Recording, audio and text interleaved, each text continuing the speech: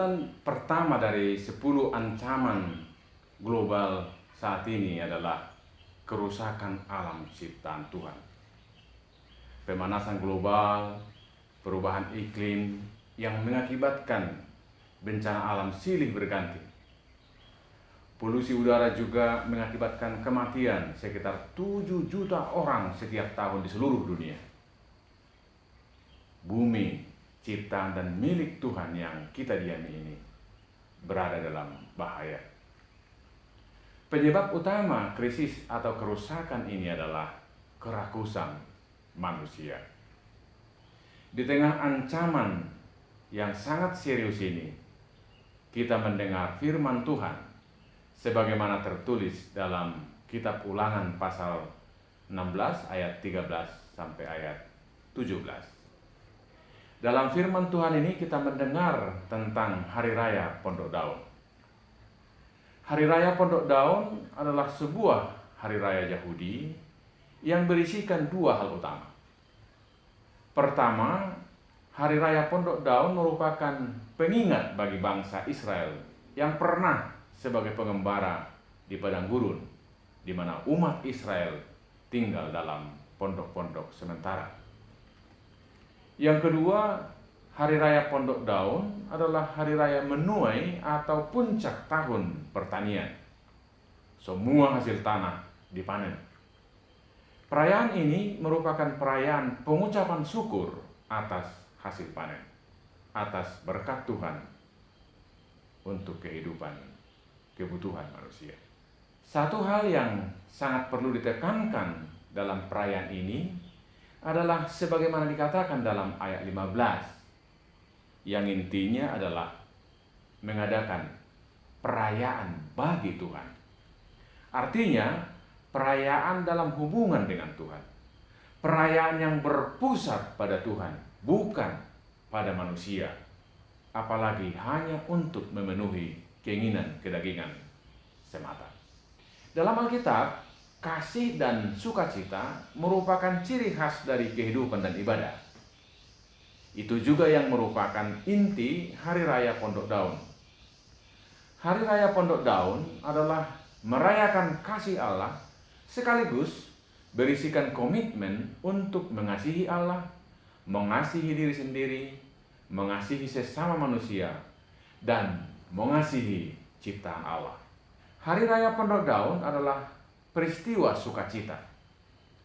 Dalam ayat 14 dikatakan, haruslah engkau bersukaria. Bersukaria. Mengapa?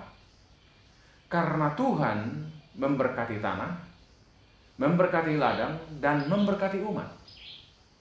Sukacita karena Allah memelihara kehidupan. Bersukacita di sini adalah bersukacita secara individu, sebagai sebuah keluarga, dan bersukacita sebagai umat Allah. Ayat 16, ayat 17 secara khusus berbicara tentang persembahan. Dikatakan di dalam ayat 16 bagian akhir dan ayat 17, janganlah ia menghadap hadirat Tuhan dengan hampa tangan, tetapi masing-masing dengan sekedar persembahan sesuai dengan berkat yang diberikan kepadamu oleh Tuhan Allahmu. Persembahan bukan terutama apa yang kita berikan kepada Tuhan.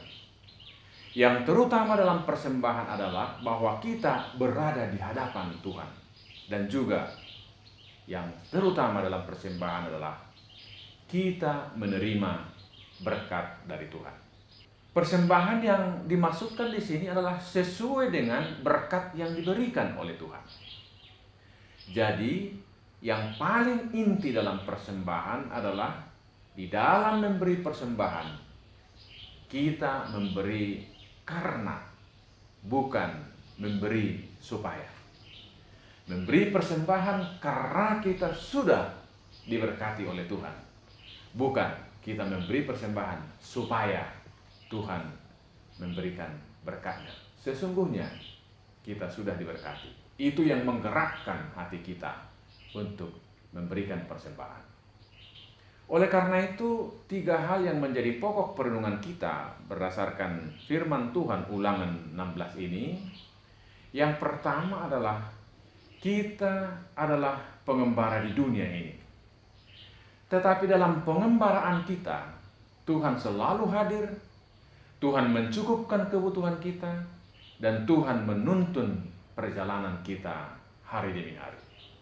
Karenanya, kita bersukacita. Kedua, hidup kita merupakan hidup yang beribadah. Hidup yang selalu terhubung dengan Tuhan. Hidup yang merayakan perbuatan-perbuatan ajaib Tuhan dalam hidup keseharian kita. Dan yang ketiga, yang terakhir, kita menerima amanat untuk memberikan persembahan kepada Tuhan. Memberinya dari pengenalan akan apa yang sudah kita terima dari Tuhan. Jadi persembahan dengan sukacita dan ketulusan hati. Dengan catatan bahwa merawat ciptaan Tuhan ini supaya tetap baik adalah bagian dari persembahan kita kepada Tuhan. Kita bersyukur bumi masih memberikan kehidupan. Itu sebabnya kita bersukacita, dan dalam sukacita kita diperlengkapi Tuhan untuk merawat ciptaannya. Tuhan memberkati saudara dimanapun saudara berada. Amin.